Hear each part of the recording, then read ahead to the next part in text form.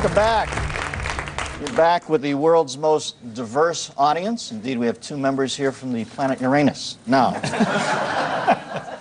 Shermer, I can't even follow the question here, so I want you to ask yourself the question about evolution, because it's 53 miles long. I have no idea.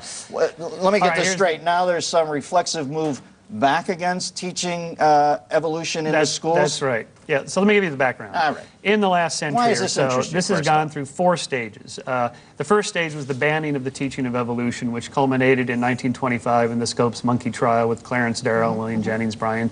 Scopes and Darrow lost that case. They wanted to appeal it to the U.S. Supreme Court. They never made it that far.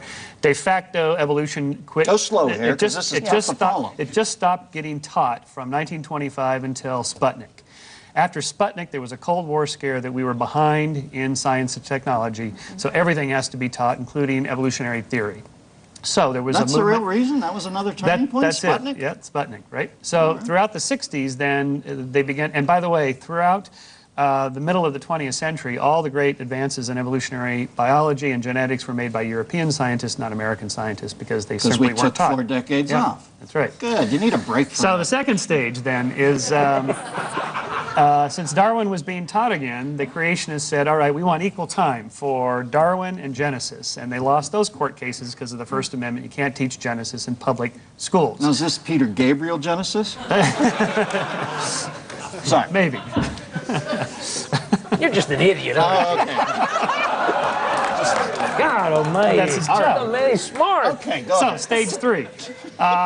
If we can't teach Genesis, then we want equal time for evolution-science and creation-science. They just stuck the word science with a hyphen at the end of the word creation. And they lost all those cases all the way to the U.S. Supreme Court in 1987. By a vote of 7-2, Scalia and Rehnquist dissented from that evolution has to be taught because it is the science, and creation science can't be taught because it's religion. So we all figure, well, that's the end of that. We can get back to work. Well, de facto, in the late 90s, what happened was they changed the name again, and they said it's now called Intelligent Design Theory. That sounds cool. It does sound cool. It sounds like, well, yeah, that's right. Higher power, and right? they want, well, they don't even use that. They just say it's some kind of intelligence that's more intelligent than us. Well, how hard can that be? And, and that since we can't explain these certain things in the molecular world, say the structure of cells and things like this, there must be an intelligence behind it. It's the same arguments that they used to use, but they never use the word God, they never bring up the Bible, they never use the word creation, and they never talk about their personal religious beliefs, even though they are all, without exception, born-again evangelical Christians who want to teach that in public schools. All right, now explain to me, what's your dog in this fight? Why do you have a bug up your tuchus? Because everybody's got to have a hobby, and that's mine. Well done.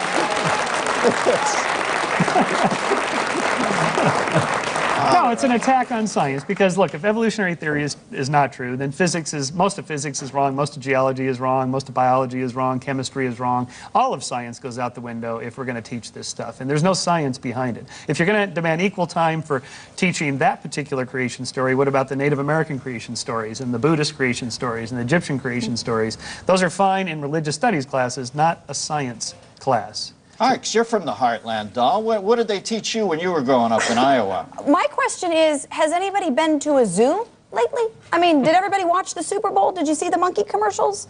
I mean, what's the first thing that pops into your mind is what? It's like me. How much I enjoy not going to the zoo.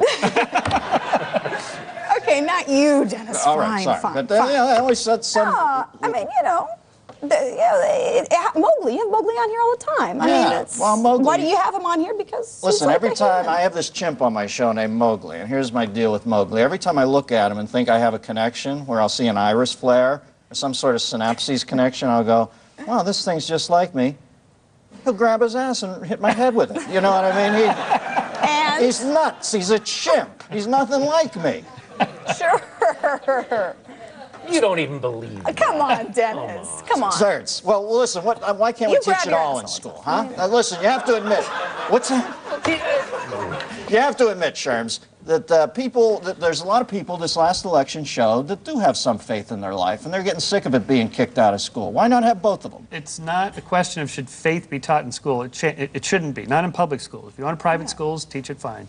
But we should keep them separate. Religion is not threatened by science. Evolutionary theory is not a threat. If you want to say that God did it this way, these are the laws of nature that God created, including evolutionary laws, fine, there's no problem with that. The Pope has endorsed it. That's 1 billion Catholics who can accept a theory of evolution. Most people do. Turteltaub, tell me what you think. This gets right back to Galileo and saying, you know, the sun revolved around the earth, and we should teach what we know. And if a religion is threatened by facts, then the religion needs to look at itself and say, what are we doing? Well, I think religions are threatened in this thing because they get the shortest of all shrift. Why can't they be viewed as a cottage industry that should be studied too? You know what I mean? I'm just saying. But he said, You would there's describe a religion evolution class. as a cottage industry? I'm saying, why not teach a few of the big religions in public schools? You say that there shouldn't be any. But which ones? I mean, The ones that don't get weird. We all know where the cutoff line is. Scientology? You know what I mean? Perfect. No, that's probably that's too specific. Mormons? I like what it does for Cruz. He seems like a good guy, but Scientology, I wouldn't go that far. But and you know, these guys in prison want to kill a goat to honor Satan. You know, all that. But the big five, why can't we teach those in school alongside with? Because it's illegal. The First Amendment says you can't do it because the government then endorses some religion over others, and if you're a member of one of those minority religions, then that's not fair. Yeah, so just keep it out. Even if you're killing that goat, you're going to protest. And listen, I told you the majority is now the minority in this country, isn't that the case? Okay, here's the deal. If you start down that road and you're in the dominant religion, it sounds like a good idea. But let's say in 100 years from now, Islam is the dominant religion of America. You still want those laws in the books that says the dominant religion gets special me out privilege? Of it. You're exactly right. All right. Thank you for the most lucid perception. We can't have that. Thank you, Varsity panel. Appreciate it. Up next, Australian chef, author Bill Granger will be here. I'll go into the picture. Johnny.